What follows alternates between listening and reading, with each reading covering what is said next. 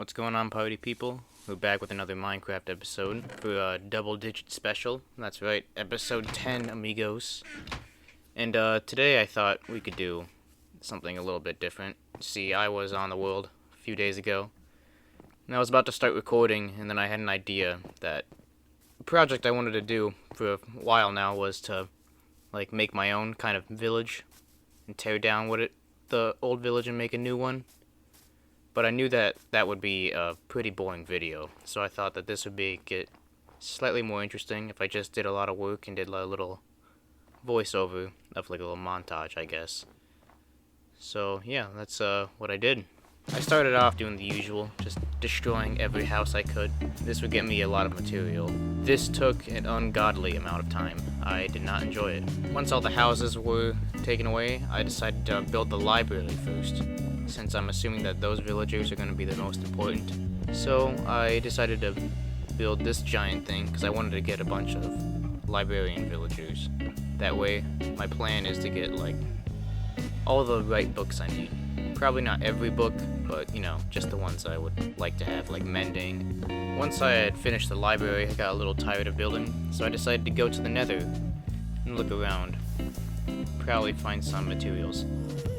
I was looking at the trees in the little nether biomes that they have going around, and I thought, why not make a barn for the farming villagers? Because I know that there's red trees that's gonna give me a crimson wood, or whatever it's called. So yeah, that's what I went there for.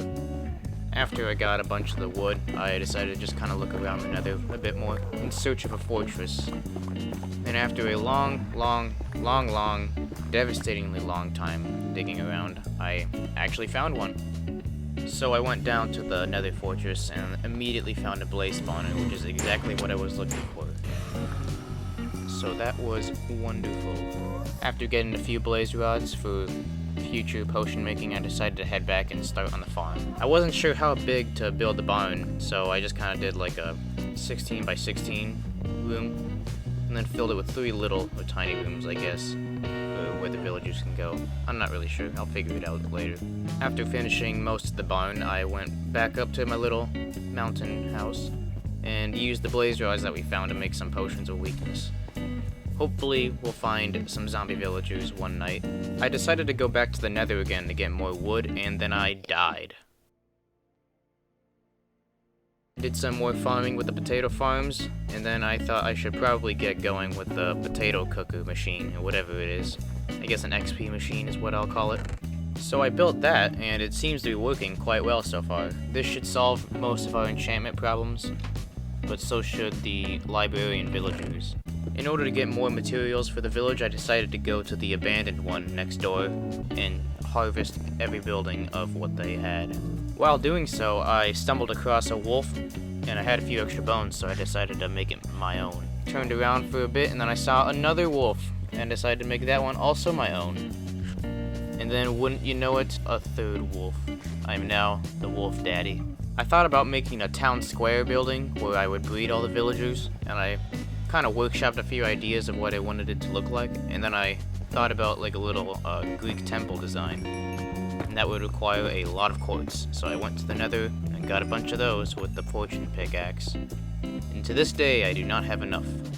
Not even close. In the future, I'll go back and get more quartz from the nether. I also wanted to build a building for like the stoneworking villagers or the armorers, so I decided to make a little tiny building for that, since I don't need too many of those guys. But I wanted it to look cool, so I made it all out of like stone bricks and cobblestone and regular stone. And I decided to use some lava in the corners to give it a nice little vibe. After finishing that building, I went back up to the courtyard and decided to waste most of my life trying to get good enchantments on my armor. Did not find a single one, but I did get feather falling on a book, which is nice.